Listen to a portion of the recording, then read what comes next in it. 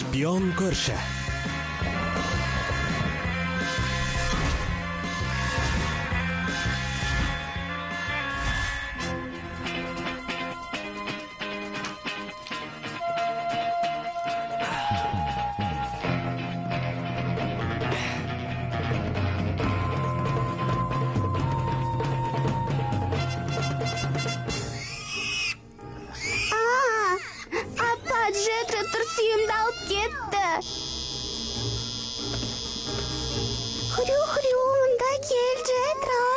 Апа, әпкемнен бұрын айтып қояйын, ол мені еш дәлелсіз айыптамақшы.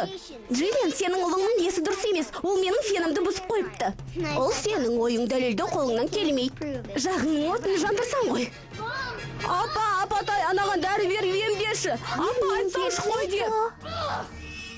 Жек көрем сендерді. Ақымақ. Дұрыс емді бері әйтпесе ұмытылмайым.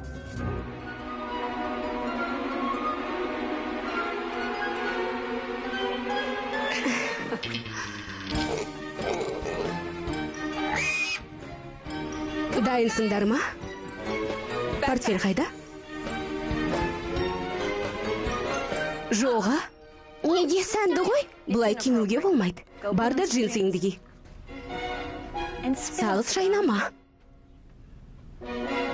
Алға не? Бүгін қайсың кесің? Қызыл ма? Көк пе? Ақшылым ба? Ал қызылын апа, ал қызыл. Френ? Немене? Бұл джинсы ғой? Екі размер тар кидеген жоқпын. Болыңдар, кеш қаламыз. Мә. Бол жаным. Мен отырам, кет. Ай! Абайлаңдар. Ай!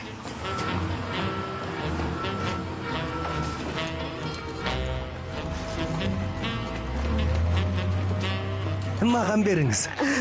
Сәлем. Сәлем. Кешкі асқа барамыз ба? Әрине. Қарап отыр. Жүрегім айнып кетті ғой. Жолы болмаған сорлы. Алмаған попын айт, өте жақсы мейірімді адам. Жарымаған қалам сатушы, робот сияқты жүреді. Робот екен рас. Болашақтан келген киборг, адамзатты жоюға келген. Бізден бастайды. Ал кәне, шай болды ма? Даталы күніңмен.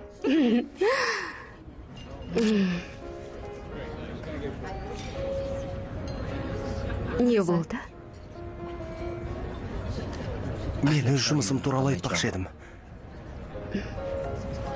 Сен қорқпа. Біз тым жақындасып кетпей тұрғанда біліп алуың керек. Қажеті жоқ боп. Не? Маған сенмен болған ұнайды. Ешкім мені сен сияқты күлдірмеген. Жалғыз басты болғанымда екеуміз үй боп кетер едік, бірақ менің сүйретпем көп. Сонда қалай? Мен үшін балалар маңыздырақ. Сосын не ғой әлгі? Мені жек көремі? Иә. Мен олармен сөйлесіп көрейін. Солай де, жағынып жақсы бола алмайсың. Оларға жағу қиын. Байғұстардың көрмегені жоқ. Сосын олар саған бауыр басқанша бізде күте тұрайық. Өз өміріңді ойламайсың ба сонда?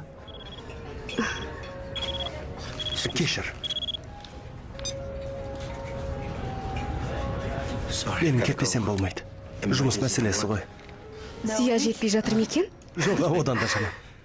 Кешірші мені. Ертең айтып берем. Мақұл. Көріскенше.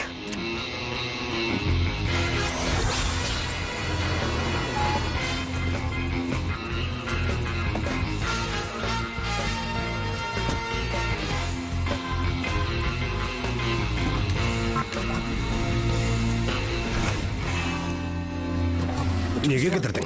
6 минут. Кофе ішіп кідірдің бе? Түсіндім. Әлгі не деуші едіңдер? Құлақтан теуіп тұрмын ба? Солай ғой, иә. Полдыр кек орсын ертіп жаңа ғана зауытқа барды. Демек менікі дұрыс болған ғой. Бәлкім орыстар тегін жанармай құйып алғысы келіп жүрген шығар. Жоқ, олар жай бандиттер емес, шеген шайнап жұтатын жындылар. Ешкім Полдырды сенен артық білмейді. Ол не ойлап жүр? Егер әлемдік мұнай қорына кесірін тигізгісі келсе, шағын зауытта не бітіріп жүр ол? Оны енді өзінен сұрап біле аласың.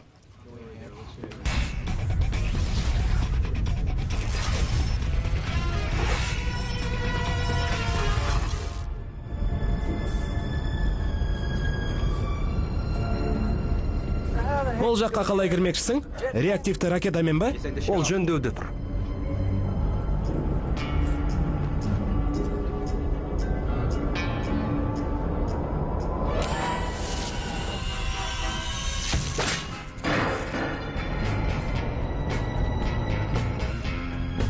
Менен хабар күт.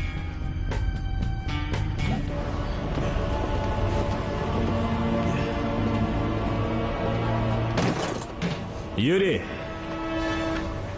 Бұл не? жарғыш. Жұмысыңды бітіріп болған соң, зауытты жарып күлін көкке ұшыр. Абайласаңшы.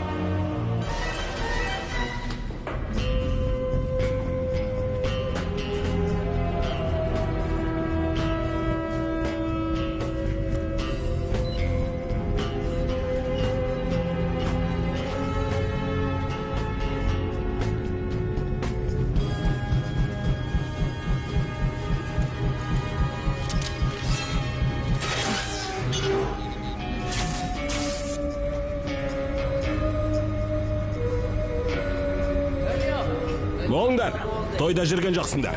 Қосымша ақы төленбейді.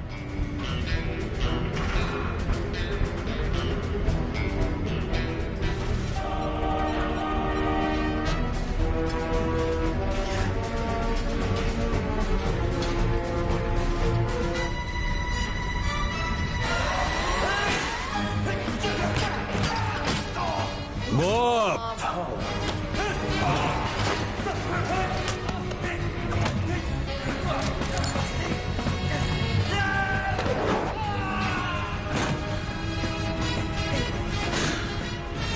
Сенімен тәшкелесіп тұруға менің уақытым жоқ.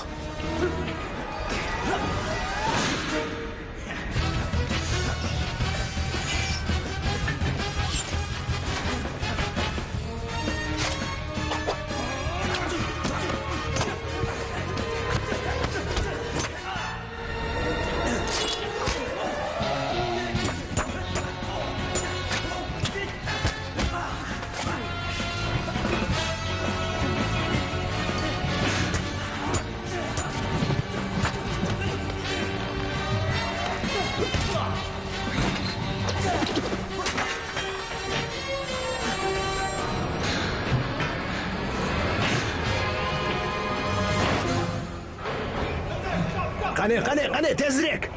Бол! Тездетіңдер! Жаман болған жоқ. Айра жаттығуың айбат екен. Тағы бірде күш сынасып көрерміз.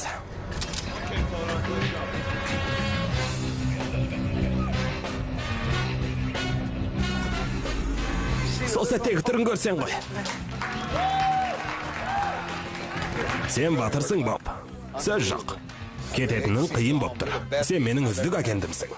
Мұндағы жұрт саңырау емес қой енді. Сенің іс сапарыңды ұзартсын деп үкіметті көндіріп көрсек қайтеді? Жоқ. Мен райымнан қайтпаймын. Демалысқа кетем. Джиллианға бола кетіп барам демейтін шығарсың енді. Адамша өмір сүргім келеді. Үйленсем бе деймін. Үйленемің не сенің, а? Үйленіп аласың да 5 жылдан кейін бесіп қашасың.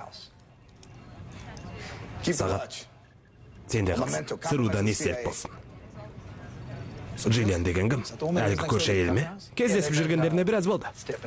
Ерлікке толы өмірді әйелге алмастырасың ба? Біздер шпионбыз ғой. Шпион болуды армандамайтын бала бар ма сірә? Демалыс көрмей жұмыс істейсің. Фургонның үстінде суықтан бүрсіп отырып суық біткен тамақ жейсің. Саған үнемі оқ атады.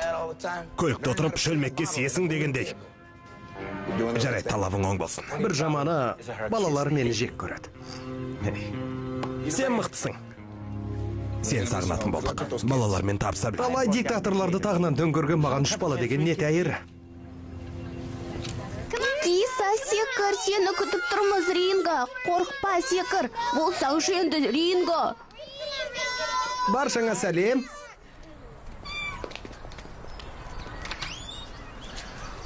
Кеше кешкісін кетіп қалғаныма кешірім өтінем. Жарайды, жұмысың солай ғой. Дегенмен ұят болды. Бұдан бұлай қайталанбайды деп уәде берем. Апа, Ринганы қайтеміз. Қолдан келгенше тырысып көрдік, кейін өзі ақ түседі. Соңғы істегендерімді көргің келе ме? Әрине. Ринго, кәне бол қорықпа. Секіре қойшы енді, Ринго, қырсықпашы.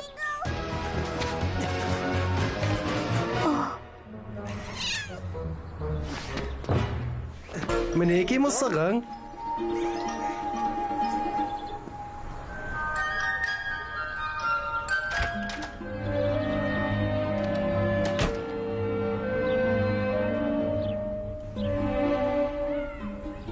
Қалай екен? Енді... Керемет. Әлі толық біткен жоқ. Бүгін өкінішке орай уақытым болмады. Мысық шатырға шығып кетті. Әлгі антеннада бұзылып қалып, жөндейтін адамды шақырам деп 2 сағат қоңырау шалумен болдым. Сосын кешегі айтқандарымды ойлап қысылдым. Сен маған өкпелеп қалған жоқсың ба? Мен бәрін түсінем. Саған үйленетін адам бүкіл отбасыңа үйленуі керек. Торайда бар. Мысықпен тасбақанды ұмытпа. Саған шынымен ұнай ма? Қорқынышты екен. Мен қазір әлемдегі өтірік айтпайтын жалғыз еркекті көріп тұрған сияқтым.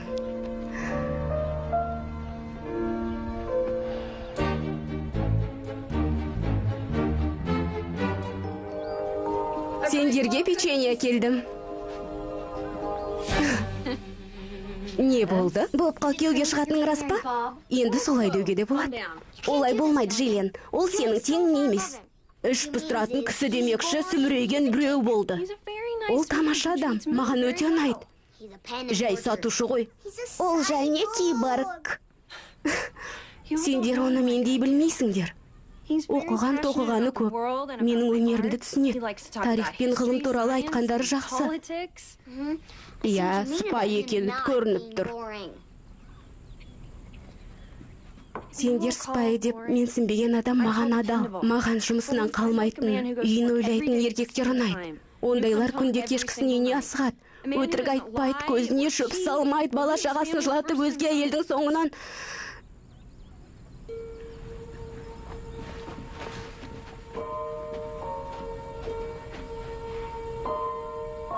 Мен де бақытты болғым келеді. Үлкендер сөзім туралы айтса жыным келеді. Боптан құтылу керек.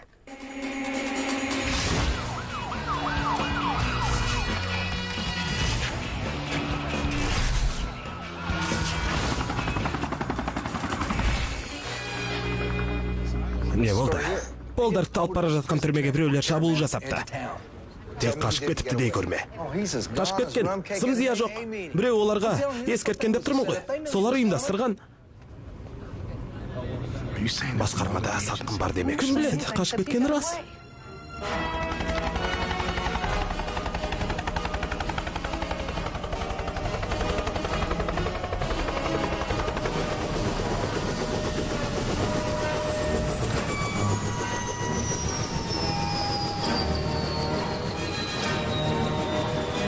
Келуіңмен?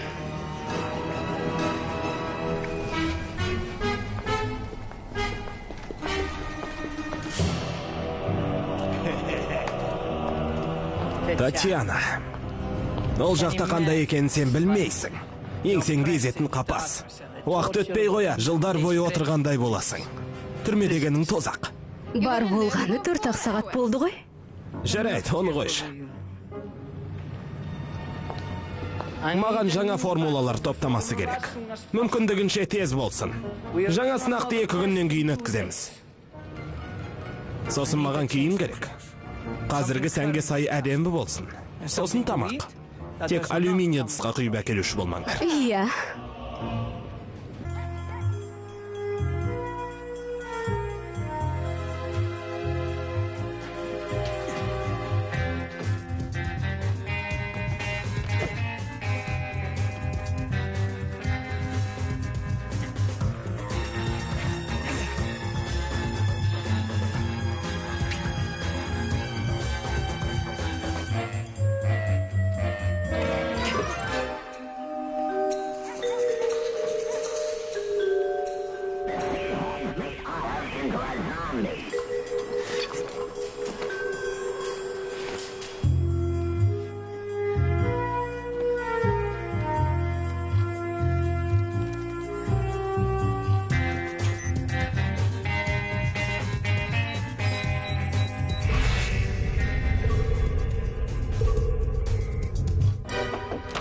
Жаным, асқабақ ашуға кіріспекшіміз. Көмектесші.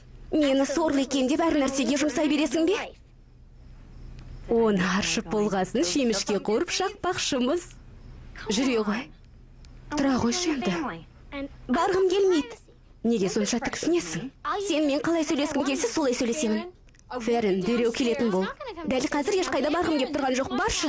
Ферін, бұл менің үйім. Мен сенің қызың емеспін, айтқаныңмен жүретін, ұқтың ба? 5 минуттан кейін төменде көретін болайын. Көрем осы үйді, жек көрем, бәріңді жек көрем. Дұрыс көрсетіп тұр.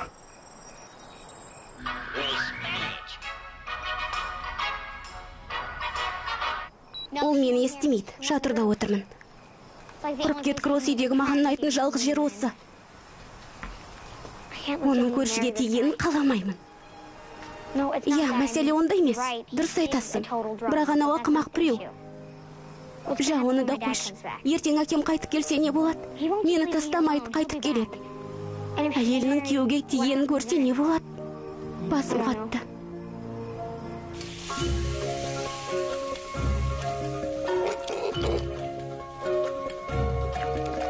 Апа, Ян Джетраға тамақ берді. Масқара ғой бұл. Несі масқара?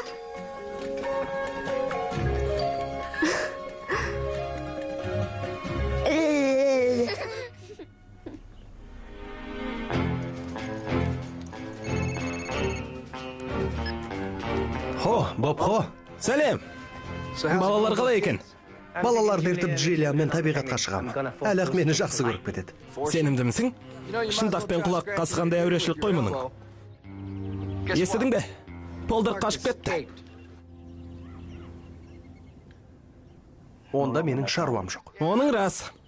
Біз бір файл тауып алдық. Шамасы бір сайттың кілтін ашатын программа болса керек. Соны аша алмай отырмыз. Соны саған көрсетсем бе деп ойланғанмын ғой. Ашып берсең тамаша болар еді. Аша алмасаң енді қалатта. Тек сен үшін. Менің компьютеріме лақтыра сал. Лақтырып қойғам. Айтпақшы, ұмыт барады екем. Басқармада сатқын отыр деген күдік бар. Мен бе күдікті? Әй, жоға. Глейс сен ас үйдегі өткір пышаққа теңеп жүр ғой. Түк түсінсем бұйырмасын. Қоя салшы. Жақсы демал. Файлды көргесін маған хабарын айтарсың. Рахмет.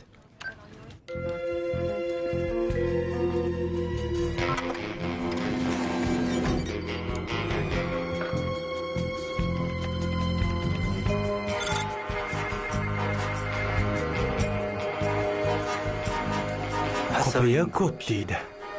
Көрейік қана.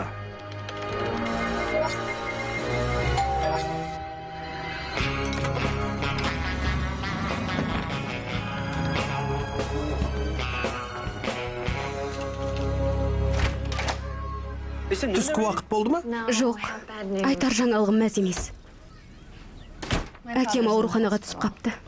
Не болған? Сатфол ойнаған ғой, 3-ші маусымда құлап қапты. Енді беліне протез салмақшы екен. Қиын болған екен. Балаларды үйде қалдырып әкемнің жанына бармасам болмайын деп тұр. Тамаша. Не деп кеттім? Балаларға мен қарайым. Бір-бірімізбен жақын танысуға мүмкіндік болады. Айта көрме бол, сенбей қалатын қайдам. Сан-Антониядағы тәтем ұшып келмекші. Балалармен тіл табысуды жақсы біледі, әскерде қызмет қылған кісі. Джиллиан, бұл мен үшін таптырмайтын мүмкіндік. Бәрінің үдесінен шығам деп ойлайсың ба? Мектеп, үй тапсырмасы, жақында Хэллоуин. Соған костюм табу керек, үйді безендіру керек дегендей. Бола берсін. Хэллоуин деген тамаша ғой. Сен еш уайымдама. Мен тұрғанда олар бәріне үлгереді. Мен оларды уайымдап тұрғам жоқ. Бұл не әзілің бе? Басқа жолы жоқ па? Балалар үйі ме, колония ма? Ал мен кеттім. Мен сендерді сүйемін. Сағынатын болам. Иә, сондықтан тастап барасың. Ештеңе етпейді, сендерге көп базарлыға келем. Көріскенше. Сау бол, көріскенше. Сонымен, өзіміз қалдық па? Ендеше, заттарымызды жинастырайын, сосын үйге қайтамыз. Жарай ма?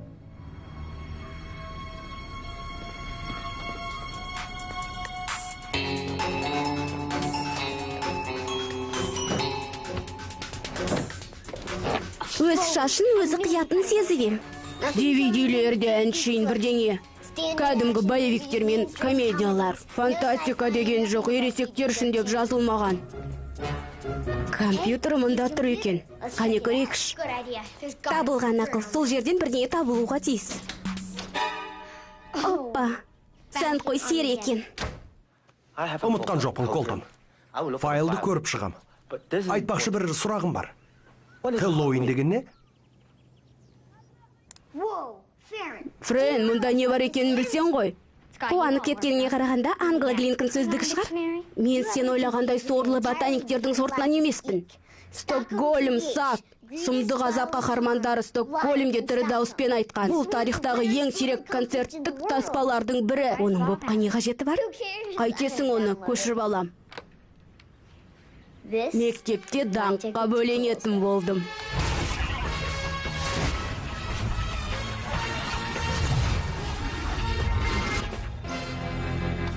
Мен сонда осыны кием бе? Өзің ғой сәнді болсын деген. Мынаны кисем, Беларустың жигаласы болам да қалам. Дұрыстау бір киім алдыршы. Не болып қалды тағы? Формулаларды көшіріп бастап ем, сайтқа бөтен біреудің кіргенін байқадым. Формула ақш пен Қытайдың қолына тисе, дереу өздеріне антидот жасап алады. Провайдерді іздеп отырмын, бірақ мәлімет өте құпия. Біраз уақыт кетеді. Менің формуламды ұрлаған адамды тап та өлтір. Қайтарып ал. Сосын, Өлтір. рахмет.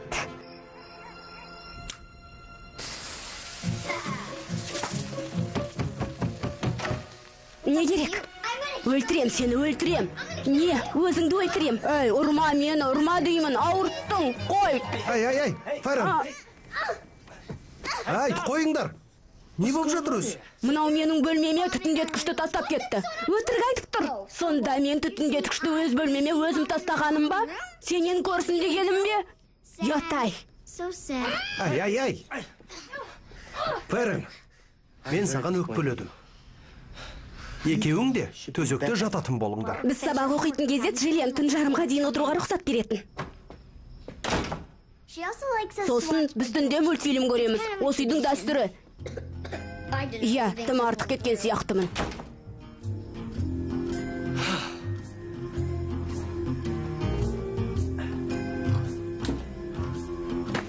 Нора!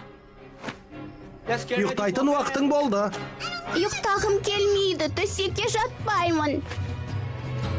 Ұйықтамаймын. Стай алмайсың. Нора! Стай алмайсың. Қазір қуып жетем. Ұстап алам. Ай, бермеңкем. Кел деймін. Қазір ұстап алам. Қане? Ал. Ұсталдың ба? Мінеки. Тарс қолымды қашып кетем. Қашам. Құтырма. Ай, апама мені тек апам ғана киіндіре алады. Кетші. Ай, апа, Солай ма? мені тек апам ғана киіндіре алады. Мә саған. Ал апаң осылай істей ала ма? Ұйықта.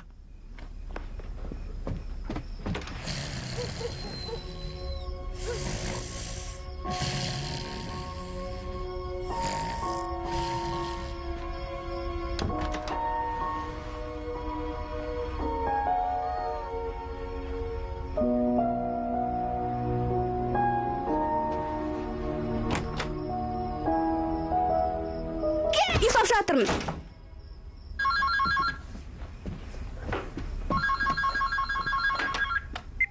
Алло? Әлі тірісің бе? Мықты екенсің. Балалар қалай? Бүгін күн жақсы өтті. Бәрі ұйықтап қалды. Рас па? Менің балаларымды айтып тұрсың ба? Боп, өткен жолы кешкі ас үстінде сен маған бірдеңе айтпақшы болып ең. Мен бөліп жібердім. Қазір айтқың келмей ме? Не ғой, сен кел, сосын айтам. Сенің айтқаның дұрыс болды. Бар қиындықтар артта қалған сияқты.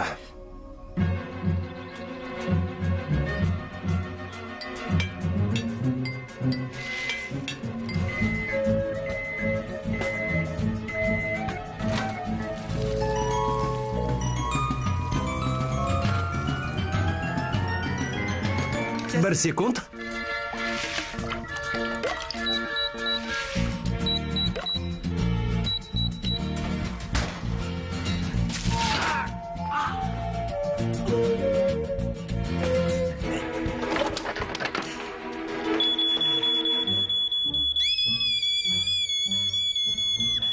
Қазір өшіреміз. Өртенді. Қазір. Мәссаған.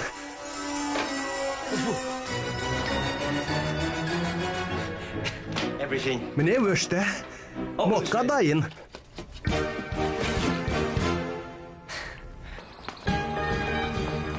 Алдына мен отырам. Сенің кезегің емес. Апаң мектепке осылай киінуге рұқсат беруші ме еді? Қойшы Боб. Қойшы Боб.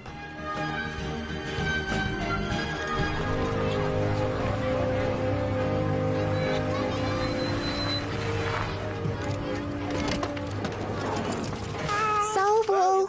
Ал жақсы оқыңдар, балалар. Сәлем. Сұлу болып кетіпсің ғой. Ал, қане, сен бүгін не істемекшісің? Ештеңе, мен 4-темін.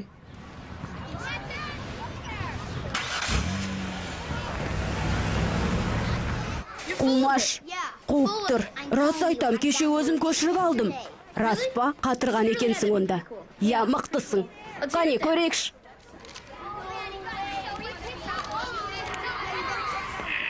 Қырылдап тұр. Бізді саңырау қылғың келе ме? Не болды екен? Түсінікті, сен жүгірмек, бізді алдағың келді. Жазалаймыз. Жоқ, дұрыс тиме, жіберіңдер. Алдаған өзіңнен көр. Жіберіңдер, оңбағандар. Менің адвокатымның алдында жылап кешірім сұрайсыңдар әлі. Көрсетем мен сендерге.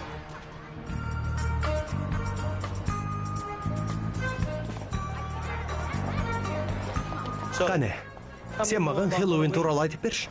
Тамаша мереке, конфет көп болады. Бәрі басқа біреу болып шыға келеді. Сенің кім екеніңді ешкім білмейді. Таныс жайт. Нора. Сонымен, сен кім болғың келеді? Франкенштейн бе, зомби ме? Айналайын, қаншайым болғың келе ме? Иә.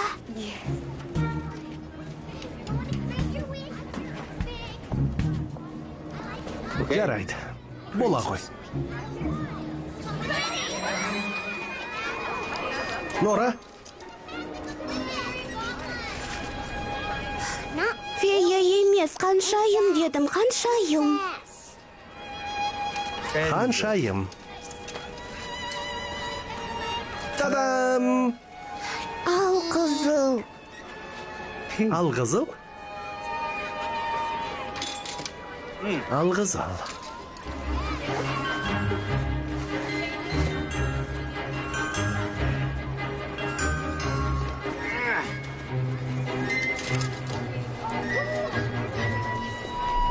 Тадам! Қаншайым? Үлкендеу екен. Үлкен бе? Жарайды.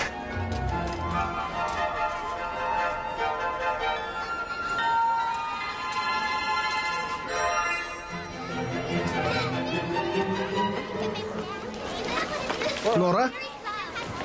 Нора? Нора?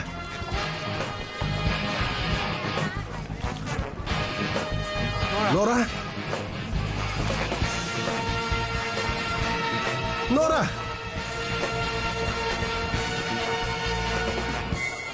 Нора?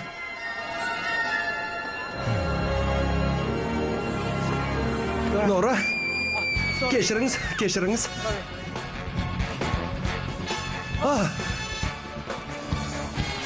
Нора!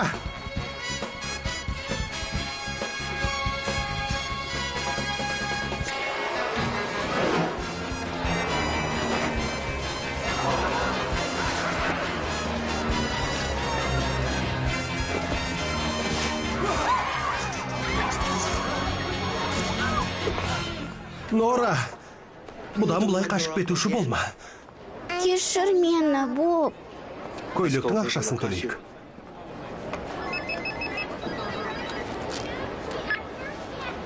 Хо, тыңдап тұр. Түсінікті, қазір барам. Әкімшілік. Әңгіме басталмай тұрғанда айтып қояйын. Америкалық оқу жүйесі құлдырап тұрған осы бір көңілсіз заманда мені қоқыс кәрзеңкесіне басымды тығып қорлады. Сөйте тұра тәртіптік жазаны маған қолданбақшысыздар. Сіз өзі кімі боласыз? Біз оның анасы екеуміз әлгі... Көрші. Иә, көршіміз. Қарай тұр деп маған қалдырып кеткен болатын.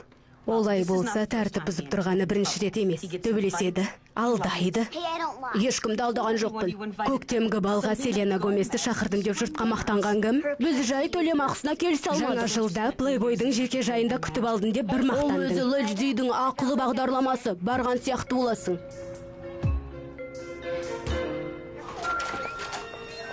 Айттым ғой саған. Өтірік өрге баспайды. Боб, сен сатушысың, не білесің? Құрт кеткір. Мынау солар. Кімдер? Маған тиісіп жүрген қылмыскерлер. Сенің кесіріңнен бізді сабақтан кейін алып қалды. Иә, сенің кесіріңнен. Соның жазасын өтейсің енді. Сіздерге жараспайды. Мынау кім, шешең бе? Таппадың, менің оққа қарым. Мен мұны жалдадым. Сондықтан байқап жүріңдер, балақайлар. Жоға, Қойшы, рас па? Мен жай тәрбиешісімін. Оны мен не деген кеп тұр? Бізге жол берулеріңізді өтініп сұраймын.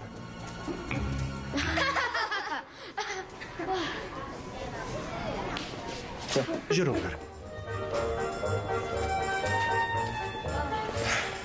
Масқара болдық қой. Сен оларға ештеңе дей алмадың. Сен неге мен оққа қарым деп өтірік айттың? Иә, сені тым асыра бағаламаппын.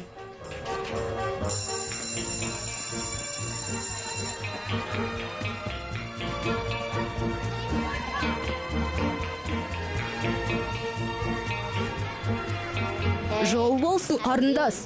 Мен Янмын. Фигураң ат екен десем өзіңше болып кетпейсің бе? Кетшей. Өтірікші һәм мақтаншақ. Танысқым кеп еді, ұят қылды. Ұят қылған сен.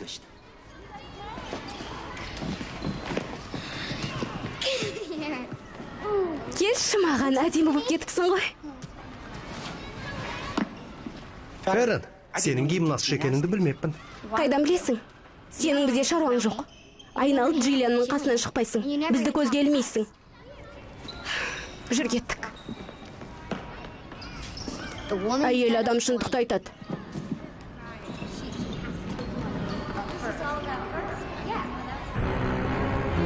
Киімге кімді жұмсап жүргеніңді білмеймін.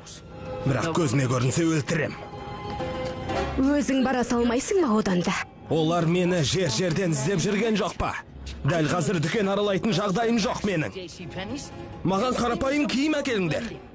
Бірақ америкалық үлгідегі киім болсын. Мырзам, сынақты бастауға сақадай саймыз.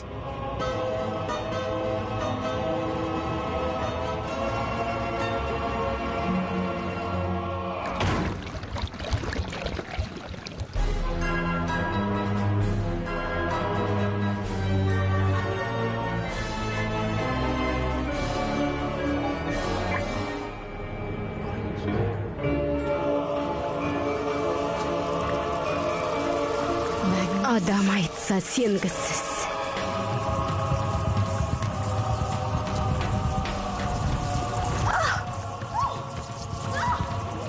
Шамаса туфлиінде пластик бар ау деймін. Формула кез келген мұнай өнімін жойып жібереді. Біз соны зерттеп жүрміз.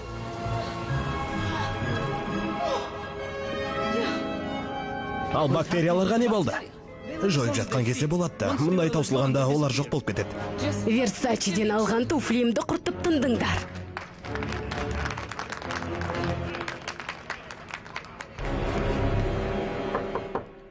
Көр.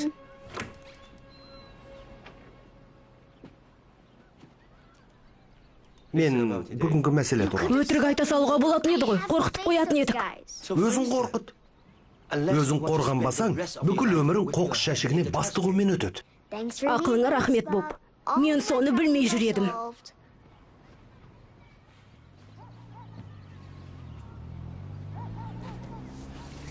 Студенттерге арналған химия. Мектепте осы кітаппен оқыта ма? Жоқ, жай өзім үшін оқып жүрмін.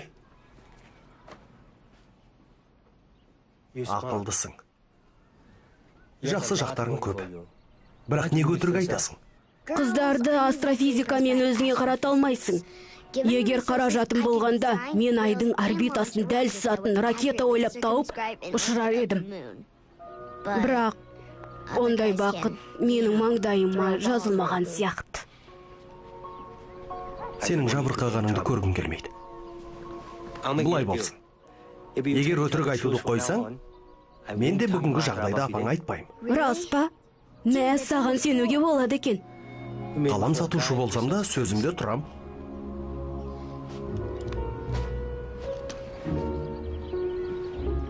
Жарайды балалар, ұйықтайтын кез келді. Тағы бір қасығызшы.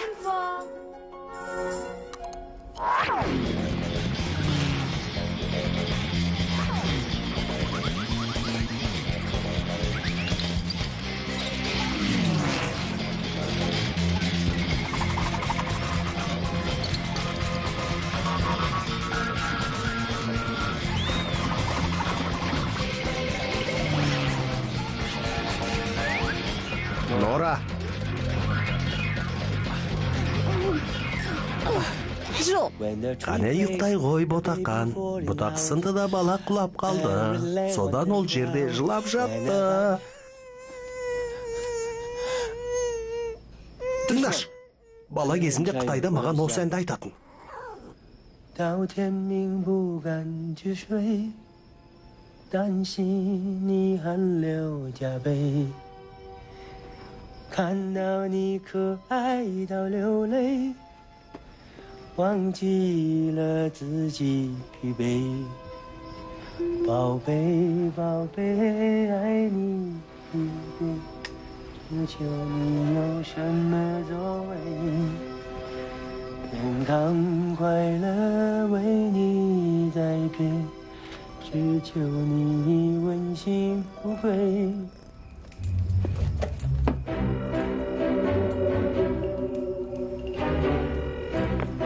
Бұл мен. Көмегім қажет.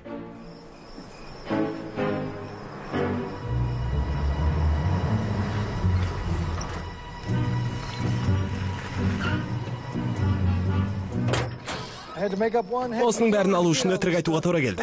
Сонда не дедің? Қоя салшы. Таңға дейін байытылған уранды таппасам көресіңді көрем. Бұлар саған не үшін қажет? Балаларды мектепке апаруға керек. Иә, менің анам шығыс Берлинде істеп жүргенді айтушы еді. Бала өсіру барлауға барғанмен бірдей деп. Шаршама. Шыда, досым.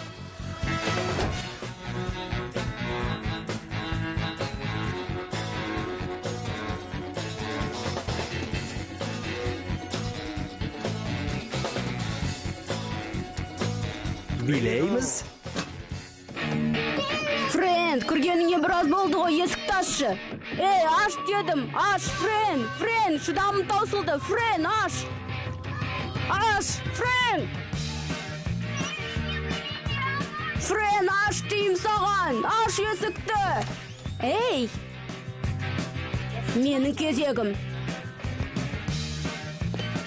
Бәрін айналып кетейін, ұзында юбка ки.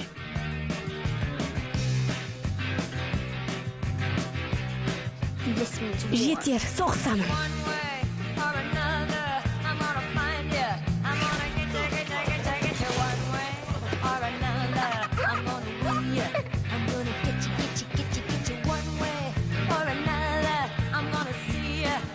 Нора.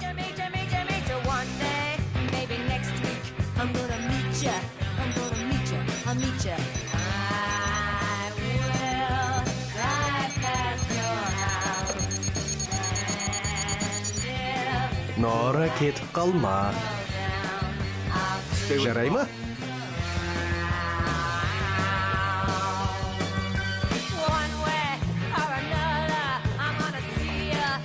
Бол тез жап.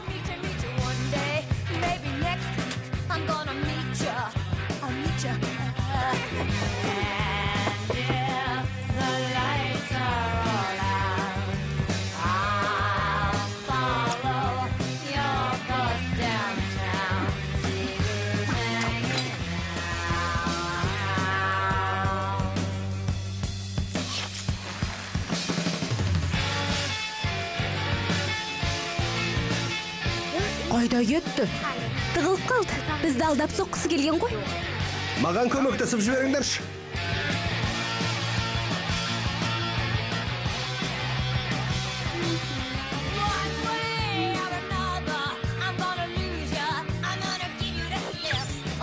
Я, тәртіпті білесің ғой. Жоғарға кола апармаймыз. Не, қалай білдің?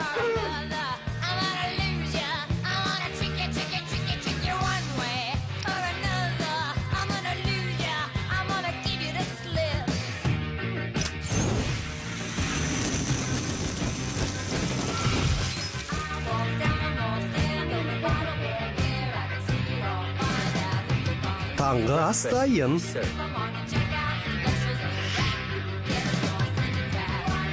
Нора, ұйықтайтын кезің келді.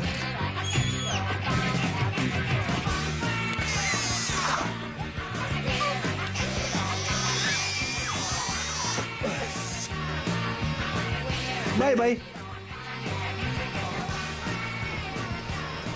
Ертең сабағың бар. Жатып демалсаңшы. Мені қалай тауып алдың? Жай, осында деп ойладым.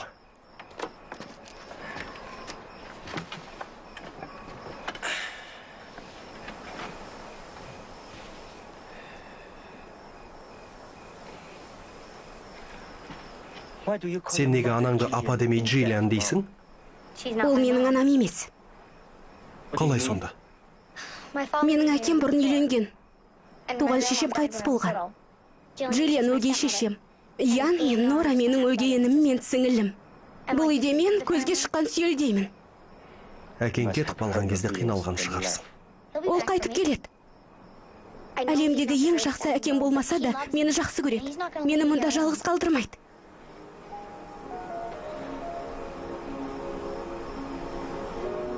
Дегенмен, шатырға осылай жалғыз шығып жүру қауіпті. Маған осы жерде отыруға да болмай ма? Жаныма жағатын жалғыз жер осы. Негізімен бұл жерге жақын арада таяныш қоям. Менің көңілімді аулаған түрің бе? Сені құлап қалама деп қорқам.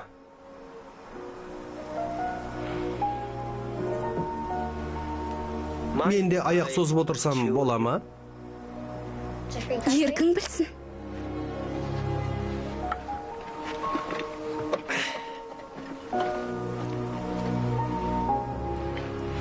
Жұлдыздарға қараш.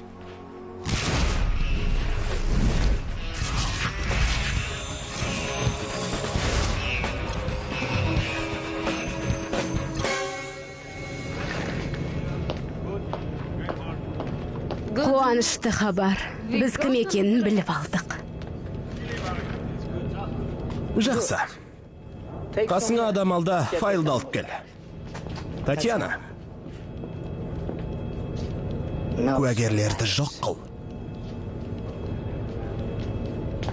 Бос, Найма!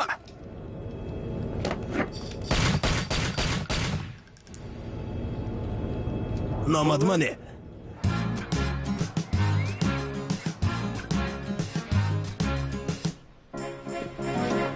Мен саған жігітке керек ақыл айтайын.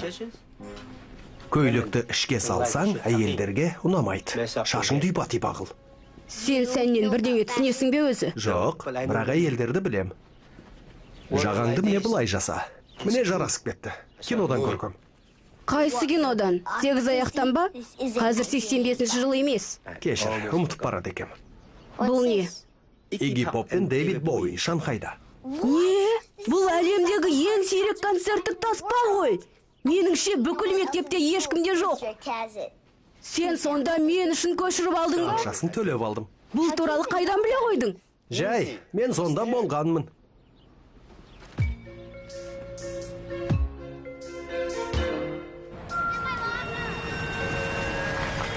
Боптым, ерте шығыппыз. Қоңырауға дейін әлі біраз бар. Есесіне кешікпейсіңдер. Сәттілік тілеймін.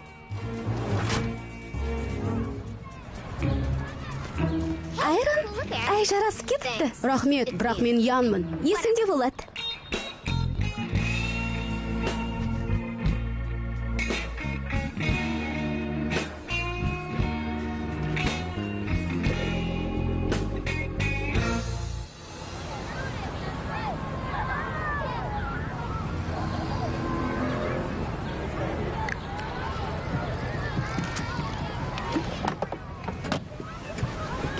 Ал көріскенше. Тыңда, шатырда сөйлескенім дос болғаным емес. Солай ақ болсын.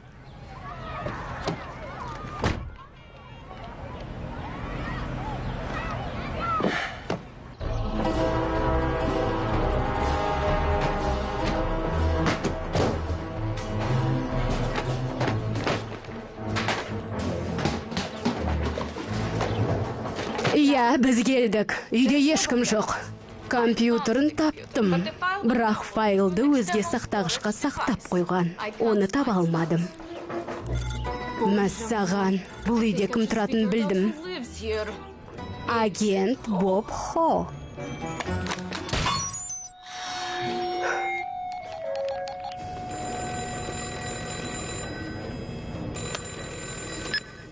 Алло, Бет алды оғата берме, Антоша.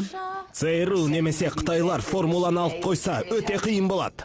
Ал ол, екеуінен де ортақ адам. Тауып ал да өлтір. Кімге көрсеткенін мен білуім керек.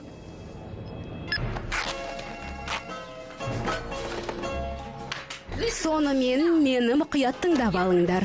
Бермен келіңдер. Сендер Қытай барлауының агенті Боб Хоны табуларың керек. Ол өте айлакер. Өзі ісінің үздігі. Оны табу өте қиын. Ханым, Сөзді бөлме. Мысалы, сендер Қытайсыңдар. Жақсы дайындалғансыңдар. сатыны бойлап Қашып арқамен кеткілерің өрмелеп бара керек. жатқанын көріп тұрмын, ханым. Солай де, бірақ ол әлгі жабайы Конанда емес, өте мықты жігіт. Мен көріп тұрмын, әне қараңыз.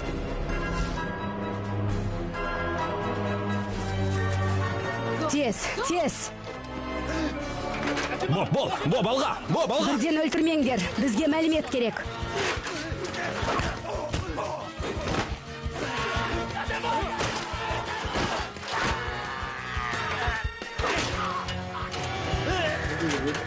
Боб, алға! Бермен келші, балақай. Бермен кел. Сені ме? Бергел. Мұнда.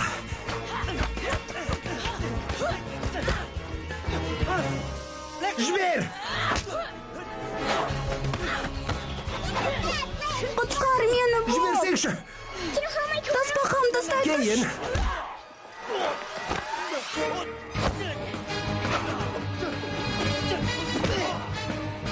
Боб, алға! Осы үшін сазайыңды тартқызам, бәлекей қыз. Құтқар!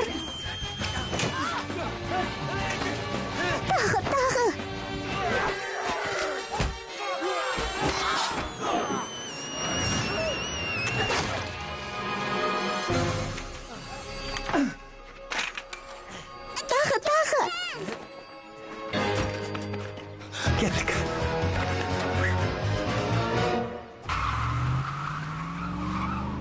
Бізді неге мектептен алып кеттің?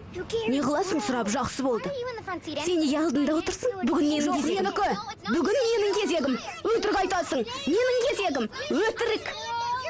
3 күннен бері сен отырасың. Қойыңдаршы.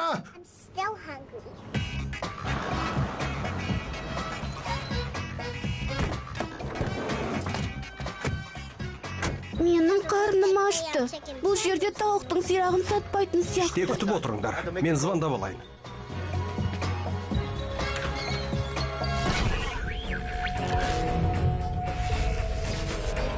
Шамшырақ байланыста. Бұл Боб Хо. Маған көмек қажет. Иә, универдегі үлгерімім жаман емес. Курста үздік оқитын мен. Мақтанғаным емес, шынымен солай. Боб, бұл Ларри. Танысқаныма қуаныштымын, сэр. Тамақтанайық. Ол университетте оқиды екен. Өзі ақын мықты жігіт екен. Жүріңдер, керемет. Таң қалдым. Базар жоқ. Тарт қолыңды. Ят болды. Мені көп адамдар ұната бермейді. Ал Ларриге ұнап қалған сияқтымын. Саған екі-ақ сөз айтам, Ларри. Кет, құры.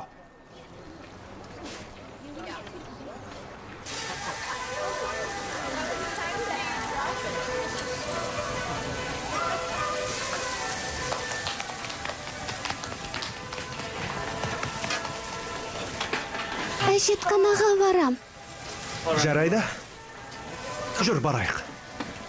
Сендер осында отырыңдар. Жо. Маған кіруге болмайды.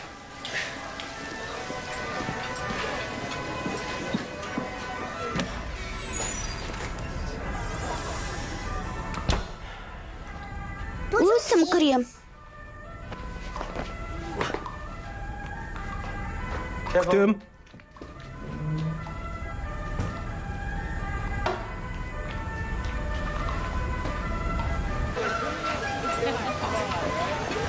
Арыстан шапшып атылды. Мен оны өлтіріп, полковникті құтқарып қалдым. Жау жүрек екенсің ғой.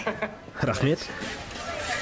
Білесің бе, Боб, мейрамхананың іші үлкен болса да, Ларриге тек біздің қасымыздан ғана орын табылыпты. Қызық, иә? Тағдырдың жазуы сияқты. Ренжімеңіз, сэр. Жай сөйлесіп отырмыз. Нора, тук-тук. Бұл кім? Ханым? Қайдағы ханым? Ханым, сіз тұтқындалдыңыз. Ларри университеттегі өмірін айтып берді. Қызық екен. Қаласаң саяхат жасауыңа болады. Аспаққаға жөн шыққанда қыдырасың. Шаруаң болмасын. Сен менің әкемсің. Бірақ келсетінде анаң әлі алжаса қойған жоқ. Бұл жай саяхат қой, Боб. Ол мені кездесуге шақырып отырған жоқ қой. Солай ма? Жай достығы қылас. Кездесуге шақырған күнде де сенен сұрап отырмаймын.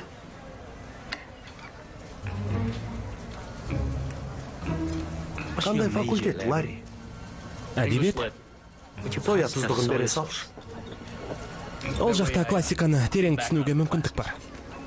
Рахмет. Арзымайды. Сен осы орыс емессің бе, Ларри? Не болып жатыр?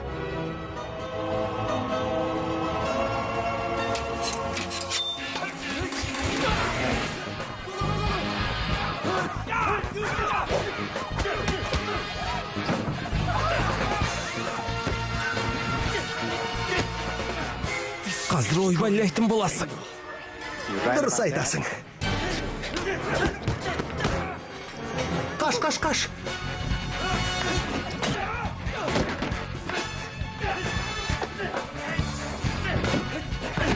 Осы туралы өлең шығарсаң қайтеді.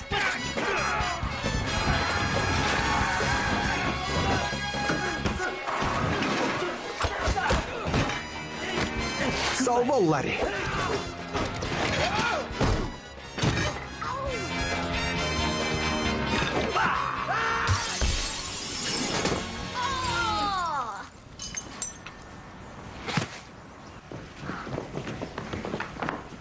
Мен үшін тым кәрі екен. Боб, мен енді ханшайым болғым келмейді. Мен киборг болғым келеді. Бізді дереу тауып алды. Мұнда бір гәп бар. Боб, не болып жатыр? Ойланып алайын. Жоқ, қазір айт түсіндір. Мен киборг боламын. Не болып жатыр? Жарайды, жақсы, айтам.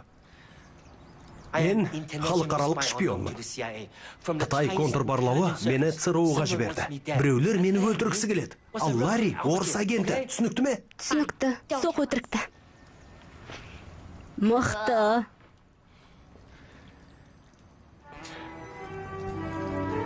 Ол неге жалғыз жүр? Күтіңдер. Балалар қайда?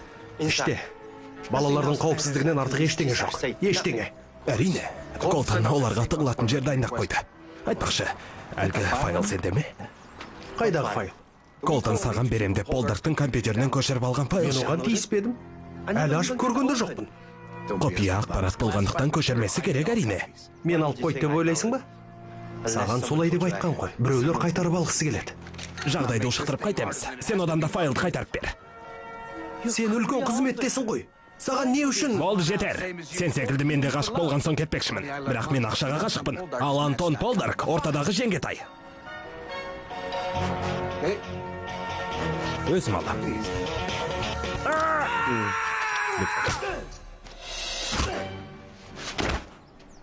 Жарайсың.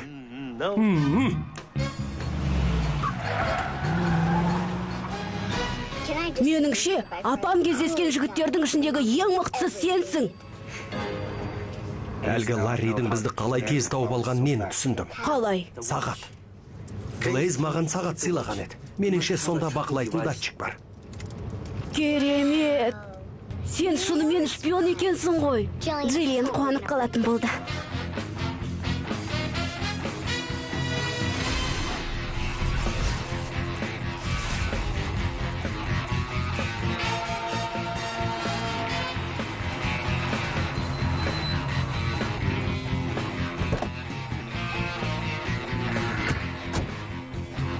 Не істемек ойың бар?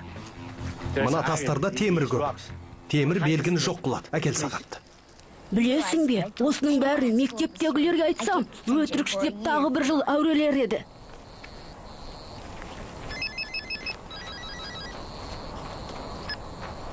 Тыңдап тұрмын. Серіктес, қайдасың? Оны қайтесің? Саған берген файлымды қайтарып алуым керек. Қарап берші деп жібермедің ғой. Боп, естіп тұрсың ба? Голден, сені полдорке сатылып кетеді деп ойламаппын. Не сандалып тұрсың, бауырым? Маған не болған ел? Кездесіп сөйлесейік.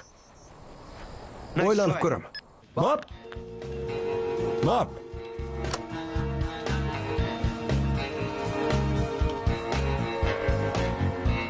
Бұл жерде бізге ешкімде тиіспейді. Қорықпаңдар. Не істемек ойың бар? Қонақ үйде тығылып отырамыз ба? Меніңше бұл жерде тауық еті жоқ секілді.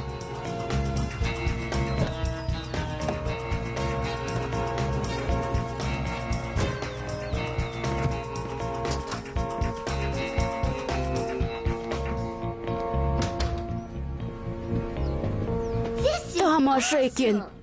Мені бар жоқ па? Жынды болдың ба? Үйге қайтам. Жоқ. Бұл жер қауіпсіз. Менімен біргесіңдер. Сенімен бе? Сені өлтіргісі кеп жүргендер көп. Ол білет. Керемет. Ей, Боб, менің анама үйленгің келе ме? Шақыру хаттарды өзім таратам.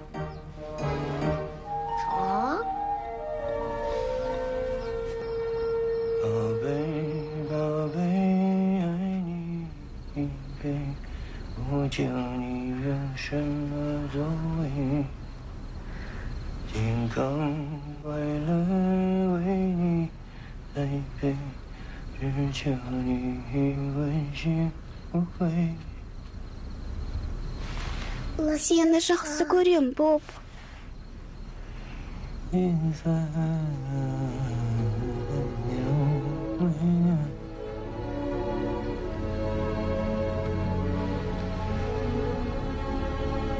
Мен де сені жақсы көрем. Әмбебап госпиталь. Алло, сәлем, Джиллиан. Сәлем, жаным. Атаң қазір ғана ұйықтады. Енді қоңырау шалғалы отырем. Мен саған бірдеңе айтпақшымын. Түсінем, саған ауыр тиеді, сонда да білуің тиіс. Тыныштық па? Біз аманбыз. Әңгіме Боб туралы. Оған не болды? Ол сатушы емес екен. Ол шпион. Қытай шпионы. Терроршылар оны өлтірмекші. Енді оларға ЦРУ қосылыпты. Фәрін, білем, Бобты ұнатпайсың, бірақ мынауың тым артық. Ян айтса да мейлі, бірақ сенің өтірік айтқаның ұят. Не? Рас айтып тұрмын. Соның кесірінен біз өліп кетуіміз мүмкін. Фәрін, қой енді. Тұтқаны Бобқа бер.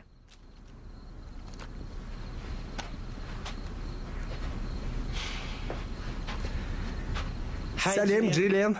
Боб, сенен ұят болды. Оған не болғанын түсіне алмай тұрмын. Айтқаны рас. Не? Оның айтқан сөздерінің бәрі рас. Не ойлап тапқандарыңды білмеймін, бірақ күлкілі емес. Балалар қауіпсіз жерде. Қайтып оралған бойда олармен қауышатын боласың. Сен мен әзілдесіп тұрсың, немесе сені жынырайын деген. Өтінем, тезірек қайтып оралшы.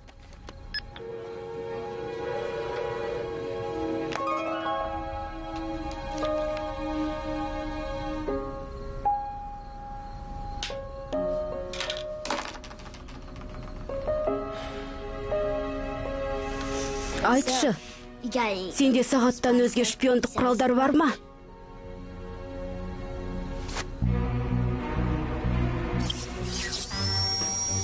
Тиме. Қолың кесмеді. Керемет. Тағы не бар?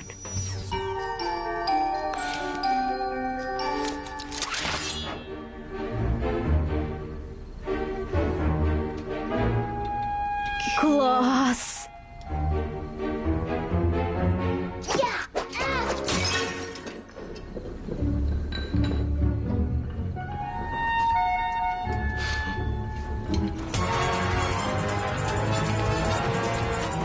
Кешіріңіз мырза.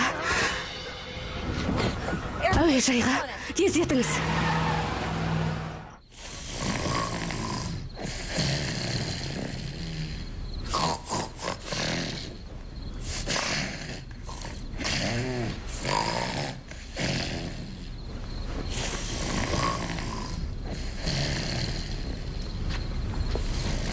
Боб, ұйықтаған жоқсың ба? Қалай ұйықтаймын? Үнемі осылай қорылдай ма? Көрші үйдегі саған естілетін беді? Бұрын мен бір торай шығар деп ойлайтынмын. Джиллиан, екеуің енді кездеспейсіңдер ме? Фарен, бәрі бітті. Сен жеңдің. Ендеше мен неге қуанбаймын? Шынымен сүйетін болсаң, оңай беріле салмас едім. Мен оны қатты сүйем. Сен үшеуіңді де. Сондықтан кетуің керек. Ең бастысы сендер аман болсаңдар болды. Бәрін тастап жаңадан өмір бастайын ба дегенім. Болма. Осындай отбасыдан құтылғаныңа қуанбайсың ба қайта? Өзіңді сүймейтін жерде өмір сүрудің қаншалықты қиын екенін білмейсің ғой. Қателесесің. Мен жетім өстім. Балалар үйінде тәрбиелендім. Әке шешем болған жоқ. Ал отбасым болды. Ондаған аға қарындастарым бар еді. Олардың ешқайсысы менімен туыс емес. Бірақ мен олардың бәрін жақсы көрдім. Отбасы деген ол бірге туып қандас болу емес. Кімді сүйсең, сол отбасы.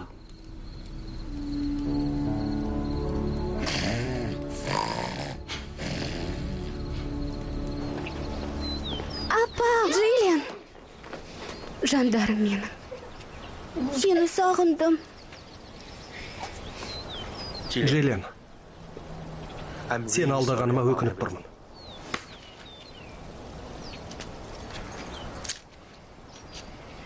Маған шыныңды айтшы. Сен расымен шпионсың ба? Иә, шпионмын. Өткенде кешкі астың үстінде айтуға үлгермей қалдым. Бәрібір. Сен балалардың басын қауіпке тіктің. Кет бұл жерде.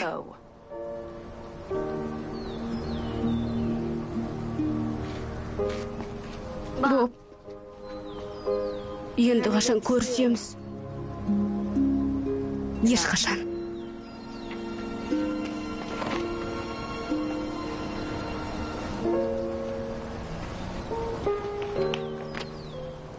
Боб, өтінем кетпеш.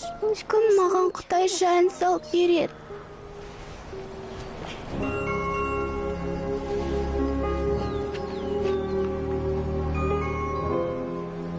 Сендерге тиіспейді. Сөз берем. Балаларымнан аулақ жүр.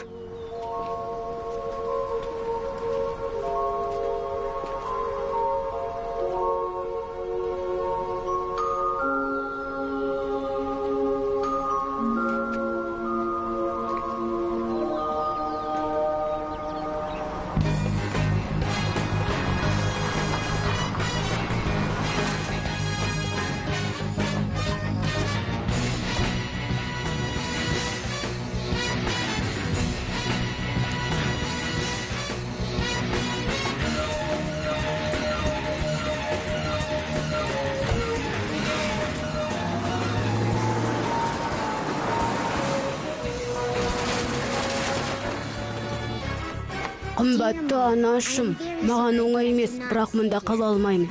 Мен шпион болуға жаралғанмын, Боб сияқты. Сонымен бірге кетпекшімін. Аман болыңдар. Ұлың Ян.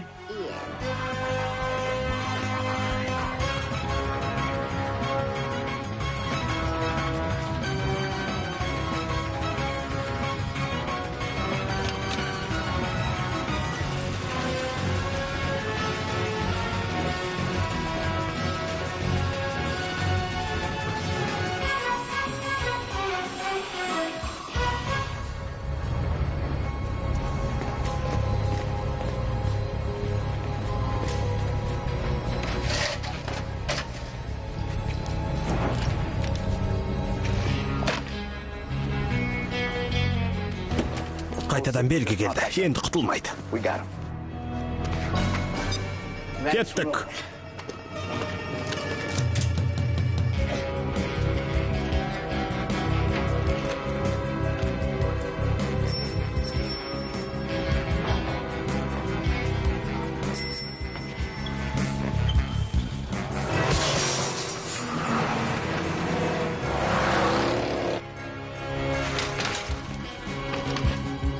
Боб! Боб! Ян, Сағатты қара, бұл қалай болғаны? қайдан келдің? Қане кеттік. Келгеніміз осы жаңағы ғана ғой.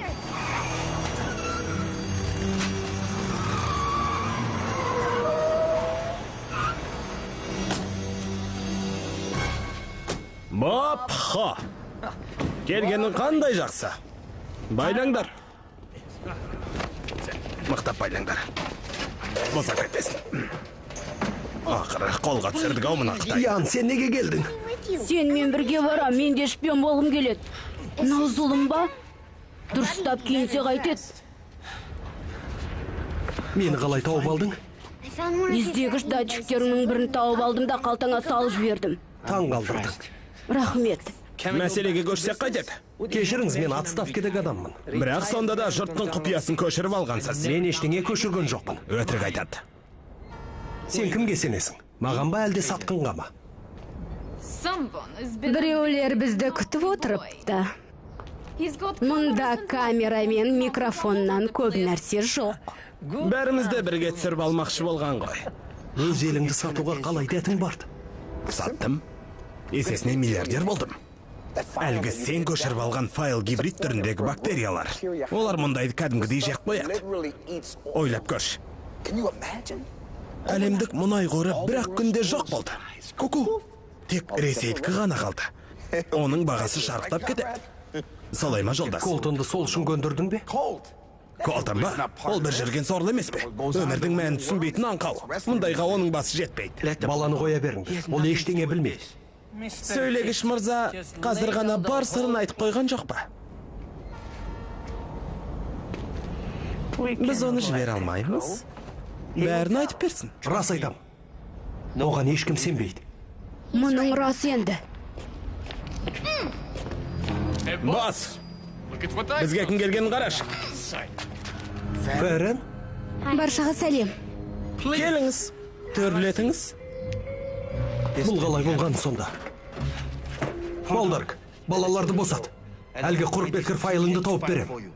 Айтыңыздарш, ол Стокгольм сақ емес пе? Сен оны қайдан білесің? Ол бәрін білет. Бәрін білдірген оның әлгі концертті көшіріп алғаны ма? Көшіріп алдың ба? Сен бе көшіріп жүрген? Иә, қайдағы бір концертке сонша мән бересіздер ме? Сен менің компьютерімді қарадың ба? Біреудікін қарауға бола ма екен? Мен жай сен сияқты болғым келді. Ойпырмай. Болдың міне. Сендей мықты жігітті көрмеген екенмін. Рас па? Рахмет. Хей! Шаруаларың бітті. Атып тастайым қазір. Асықпа, сендерге тек мен ғана көмектесе алам. Ендеше файл қайда? Ол менің айподымда, үйдегі столда тұр. Ай, сені де. Егер шпион болғың келсе, ешқашан дұшпаныңа шыныңды айтпа. Кешір, мен енді үйреніп жүрмін ғой. Татьяна, жігіттерді алда үйге тарт. Әлгі айподты тап. Үйде біреу-міреу болсашы. Шашыңды сарыға бекер бояғансың. Бәрін өлтір! Жоқ, өлтірмеңдер. Барыңдар! Маған айподты алып келіңдер. Барыңдар, бар!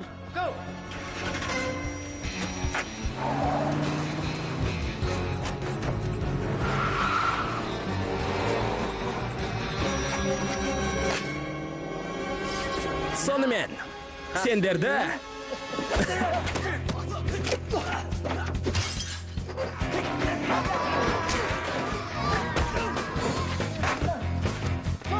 Қане, тығыл!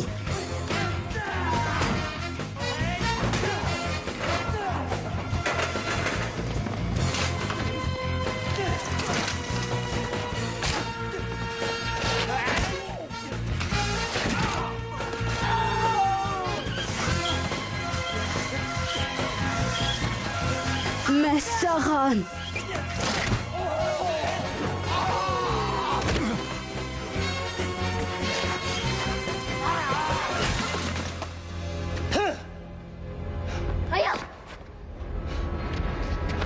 Болды, Ферен, кеттік. Алдына мен отырам. Ендеше музыканы мен таңдаймын.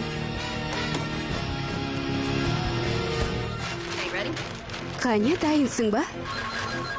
Қазір. Алло? Джиллиан, тыңдашы мені. Сау бол, Боб. Не?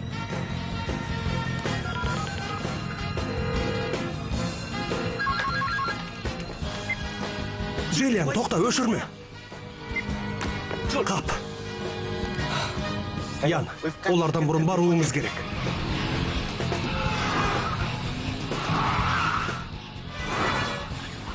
Басқармада сенуге болатын біреу бар ма? Бәлкім соған хабарласармыз. Бар, бірақ мыналар менің камерамды тауып алды. Қолымда айғағым жоқ. Олай деме. Ретін тауып, мен олардың айтқандарын телефоныма жазып алдым. Бәрекелді, ботаник. Голден. Тыңда, мен саған бірдеңе тыңдатам. Әлгі сен көшіріп алған файл гибридті бактериялардың формуласы. Олар мұнайдың бәрін жек қояды.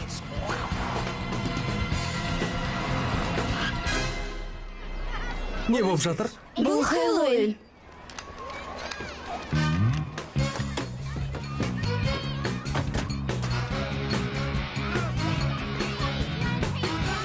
Мынау Хэллоуинге. Боб! Қайда жүрсіңдер? Іздемеген жерім қалмады. Тез үйге кіріңдер. Бол. Боб, сөйлесуіміз керек. Апа, бұл әзіл емес, айтқанын істе. Жарайды. Тездетіңдер, Қазір. айпатта кел. Айпады несі, тез түсіндіріңдер. Келе жатыр. Орыстарды айтам. Кімді айтасың? Орыстар ма?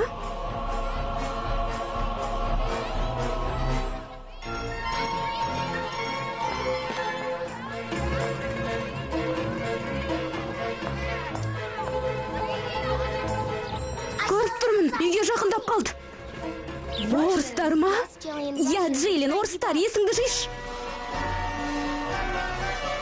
Кеш қалдық. Келік қойды. Жоғары шығыңдар, тығылыңдар. Тез! Заттарым қайда? Міне, алыңыз. Бұл не тағы? Қорғаныс. Оттық неменеге керек? Отпен ойнауға болмайды.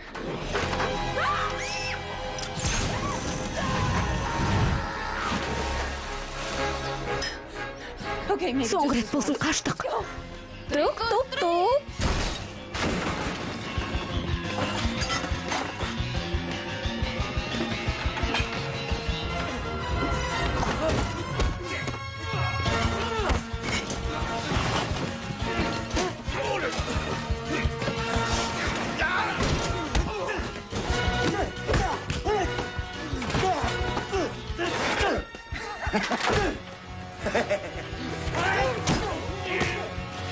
Тез, есікті жап, жақсылап жап.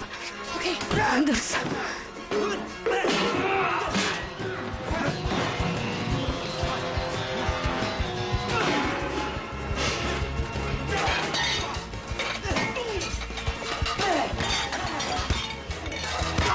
Ой, шығым қалып кетті. Нора. Ал сен кімсің?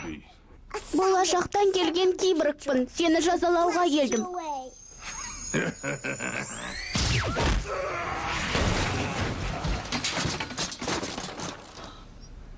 Апа, мына ағаш шалады.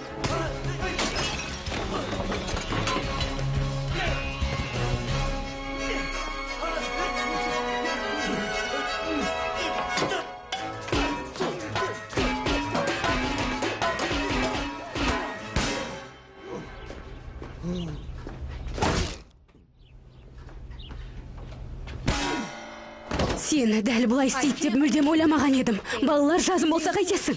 Күтпеген жағдай болды. Мен оларды жақсы көрем. Менің саған үйленгім келеді. Балаларыңмен бірге алам. Саған тимегенім дұрыс бопты. Әйтпесе тойға келген сыйлықтарды саперлерге ашқызатын едік. Боб, осы ойнағаныңда жетер.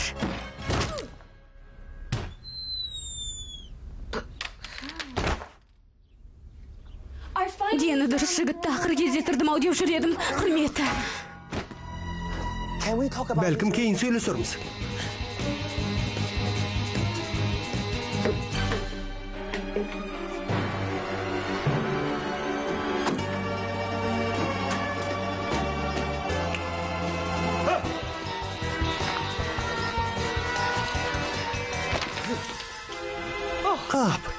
Ян белбеуіңді ауыстырып қойыпты. Стаңдар.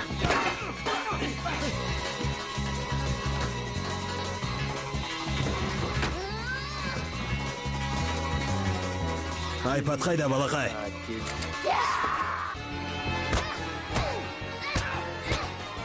Әлгі өтірікшіні төмпештейміз бе? Төмпештейік.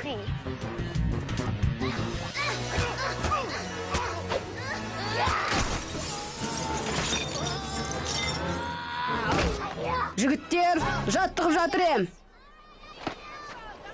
Кездескенше. Мұна бәледен аулақ жүрмесек болмайды. Бұған жоламайық.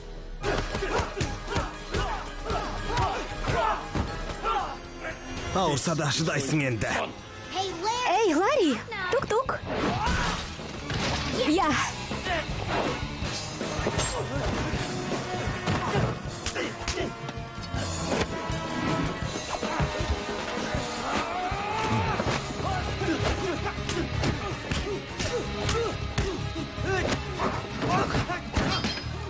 Тезірек бөлмеге тығылыңдар, тез, есікті жабыңдар.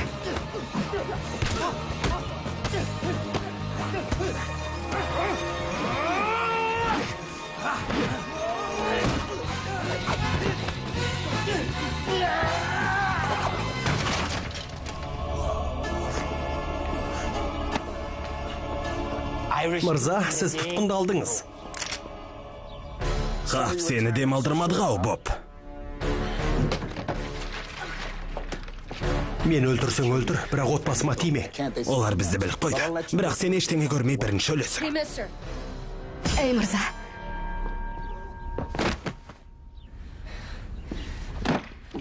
Мені кешіреді екен деп ойлаушы болма. Ешкім орнынан қозғалмасын. Бәрі дұрыс. Арнайы жасақ келді. Кеттік. Оңбаған неме? Тұр орныңнан. Жүр. Апа!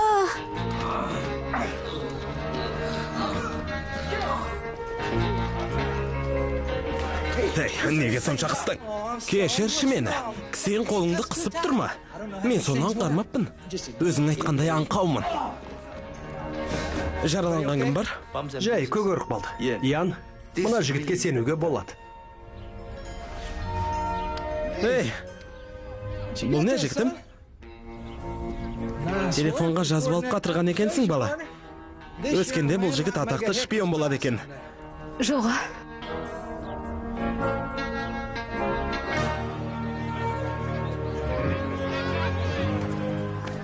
Түрменің киімін қашан кием? Сенен күдіктенгеніме кешірім сұрайым.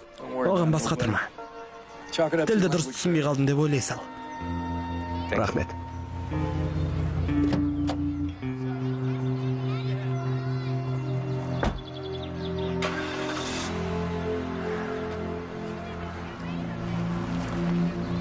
Осынша әбігерге салғаныма кешірім сұрайым. Сау бол, Джиллиан. Хош, балалар. Боб! Сені сағынатын болам. Мен де.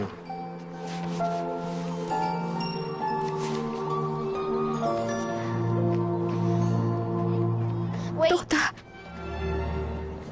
Я, ол өтірік айтты. Бірақ ол біз үшін айтты. Ол бар болғаны бізді қорғағысы келді, апа. Апа деймін. Боб секілді адам енді қайтып кездеспейді. Ешқашан. Рас айтты, бұлай болады деп ойламаған едім. Бірақ бүгін Ферримен келсем. Сен де бірдеңе айтқың кеп тұрма. Бобтың бізге әке болғанын қалаймын.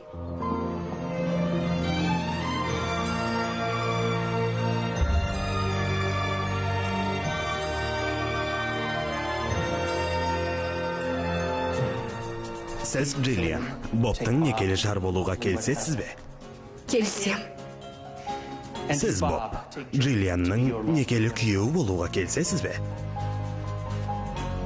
Джиллиан, мен саған бірдеңе айтуым керек. Менің атым негізі Боб емес. Бола берсін. Келсем. Сіздерді ерлі зайытты деп жариялаймын. Құттықтауларыңызға болады.